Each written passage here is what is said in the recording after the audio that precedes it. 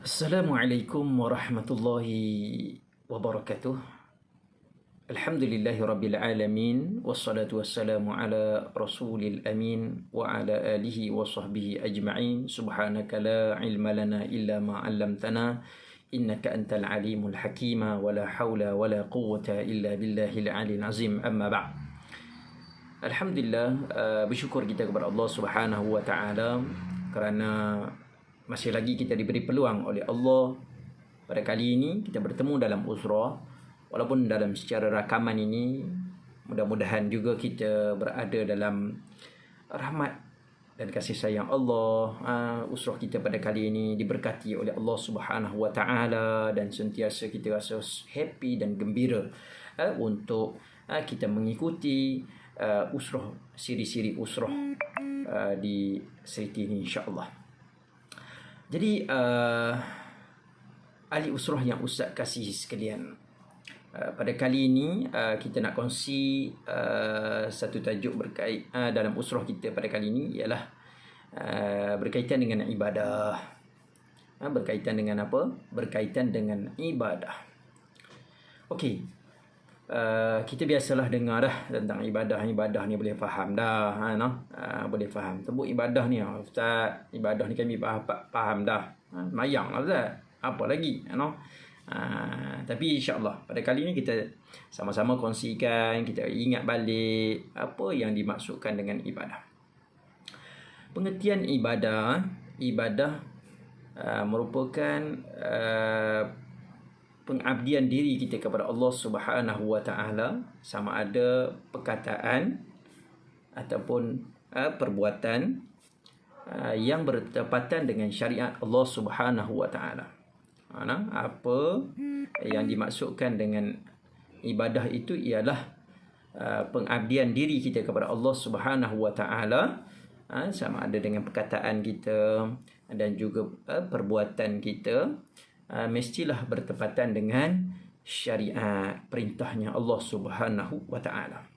Al-usrah yang Ustaz kasih sekalian, Allah Subhanahu wa taala berfirman dalam surah Az-Zariyat ayat yang ke-56. Allah kata apa? Auzubillahi minasyaitonir rajim. Bismillahirrahmanirrahim. وَمَا خَلَقْتُ الْجِنَّ وَالْإِنسَ إِلَّا لِيَعْبُدُونَ. Allah Subhanahu wa taala sebut bahawa tidaklah aku jadikan jin dan manusia melainkan hanya sahaja untuk beribadah kepada aku, kata Allah. Sadaqallahul azim. Okey, di usrah yang Ustaz kasih sekalian, banyak lagi lah dalil-dalil yang lain sebut tentang ibadah ni. Tapi hari ni kita sebut satu dalil ni daripada surah Az-Zariyat. Okey, ibadah terbahagi pada dua lah yang saya nak kongsi pada hari ini. Ibadah khusus, kemudian ibadah umum. Ibadah khusus dan juga ibadah umum. Ibadah khusus, apa ibadah khusus? Ibadah khusus ini ialah merupakan perkara-perkara khusus, ketaatan yang khusus yang berkait dengan hukum hakam yang Allah SWT fardukan kepada kita, iaitu solat, semayang kita yang kena solat, kena semayang, semayang subuh, zuhur, asar, maghrib dan juga isyak. Kita tak boleh sebab kita kaya, kita ada duit banyak, kita upah orang lain untuk semayang. Tak boleh gitulah. Sebab kita memang khusus untuk kita melakukan ibadah tersebut. Kita nak kena semayang. Semayang wajib ke, semayang sunat ke, kita nak kena semayang. Sebab tu khusus untuk kita melakukan ibadah tersebut.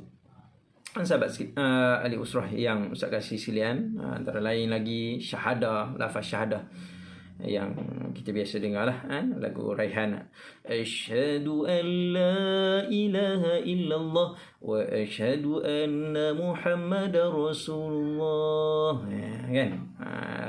Nasyid Raihan tu, syahadah, lafaz syahadah kita kena ucap sendiri. Kita kena ucap sendiri lafaz syahadah tersebut. Ha? Kemudian puasa, tu kan ibadah-ibadah yang mesti kita yang nak puasa. Okay, baik. Ibadah khusus yang kita kena lakukan secara khusus. Okay, itu yang pertama, ahli usrah yang Ustaz kasih sekalian. Yang keduanya ibadah umum. Ibadah umum yang mana ianya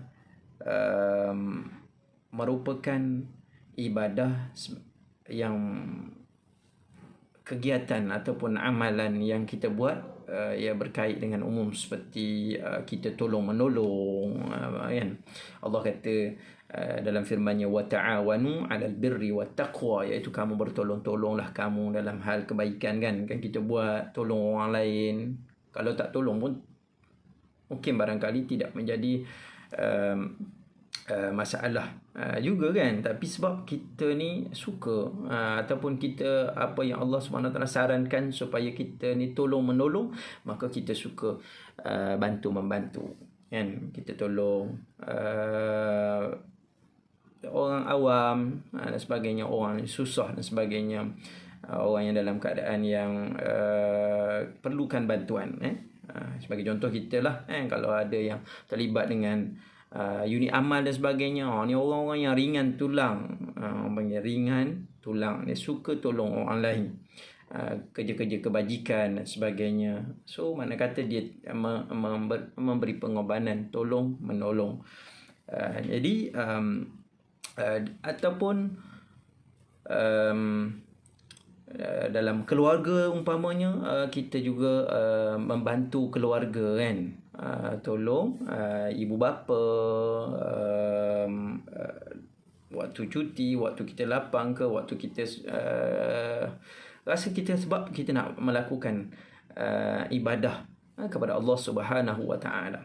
Dan antara lain sebagai kita menjaga kebersihan, mungkin ada kerja-kerja yang khusus memang orang tu kena buat.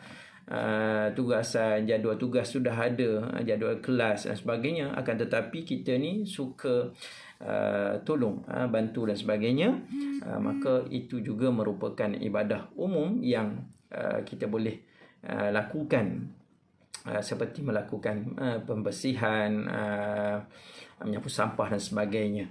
Ini antara ibadah-ibadah umum lah yang kita boleh lakukan. Jadi ahli usrah yang Ustaz kasih sekalian, walau bagaimanapun apa yang Ustaz nak perlu fahamkan pada ahli usrah sekalian, dalam kehidupan kita ni kita perlu memahami dari sudut ibadah ni adalah ibadah yang berbentuk syumul, iaitu kehidupan kita ni adalah seluruh hidup kita ni adalah ibadah.